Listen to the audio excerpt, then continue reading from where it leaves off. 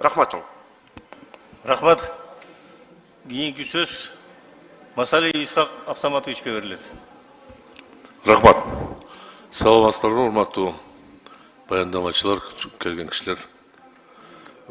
Биз акыркы учурда ушул багытка көп көңүл бура баштадык да.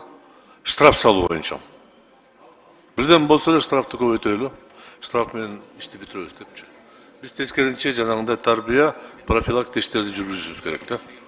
Мына мисалы үчүн азыр сиздер айтып аткан мыйзам долбоорунда көптөгөн нарушение ветеринарных, лабораторных, достоверности, экспертизы, диагностических исследований, неисполнение, ненадлежащее исполнение лицами, осуществляющими практику и так далее, деп баарына штраф. Штрафты ким салат? Кайсы орган штраф салат? Ошо малды туура эмес бакса, ким штраф салат? Айткачы, участковый.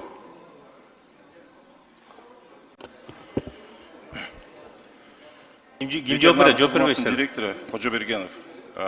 Исхак Абсаматович, бұл жерде сіз айтып отқан айып пулдар бойынша ветеринардық инспекторлар салышат, бирок ал жерде бұл биринчи эле бара калып штраф салбайт. Ал жерде эң биринчи эскертүү берилет, андан кийин предписание берилет.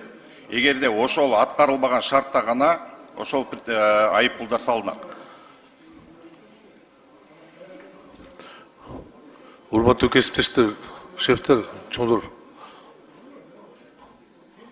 Данияр Эрмекович, мен кечирим сурап атам, мен сүйлөп алайын, да?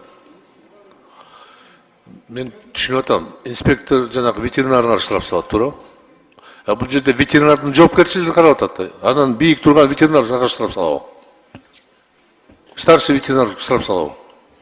Эгерде ошол жерде бизден мал союучу жайларда, же болбосо жана базарларда жайгашкан ветеринар санитардык экспертиза жүргүзүүчү лабораторияларда иш алып барган ветеринарлар өздөрүнүн ыйгарым укуктарын бузса, же болбосо өздөрүнө берилген укуктарынан аша чаап мыйзамсыз иштерди аракет кылган болсо, ал ошо райондук, шаардык башкармалыктын жетекчиси штраф салганга укугу бар.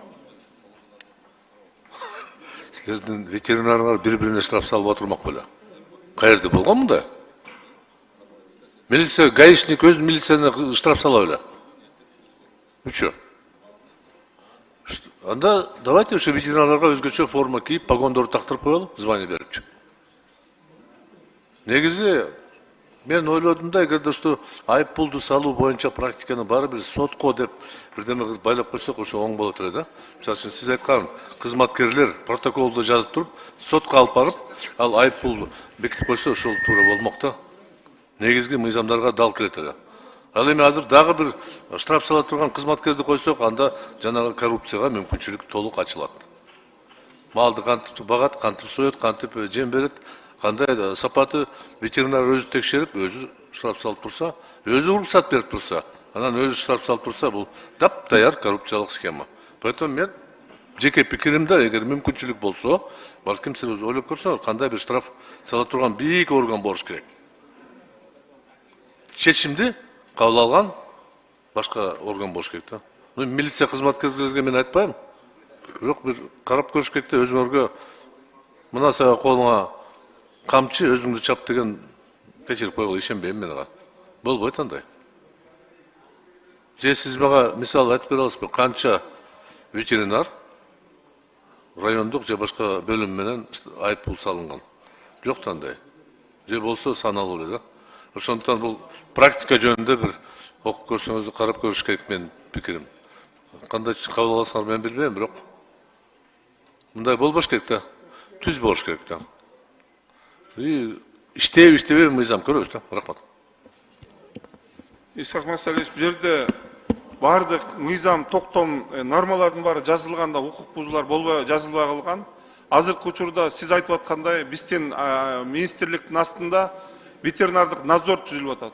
Ветеринардык жана фитосанитардык надзор ошолор жасайт. Исхак Абсаматович.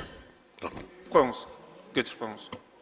Урматтуу Москвадагы мекендештер, эгерде сиздерге Москвадан Казакстанга кирди-чыкты кызматы керек болсо, Заир деген жигитти өзүнүн айдоочулар жамааты менен сунуштайбыз. Телефон номеруна азыр чалыңыздар. +7 926 421 1605. Бұл жамааттың қызматтағы унаалары жалаң Toyota Alphard үлгісіндегі унаалар. Унаалардың техникалық авалы, ал эми салондогу ички тазалыгы айдоочулардын тажрыйбасыдагы эң мыкты абалда. Бул жамаатты пайдаланып, Казакстанга, чек арага чыгып кирсеңиздер болот. Кызматыңыздарда байланышыңыздар.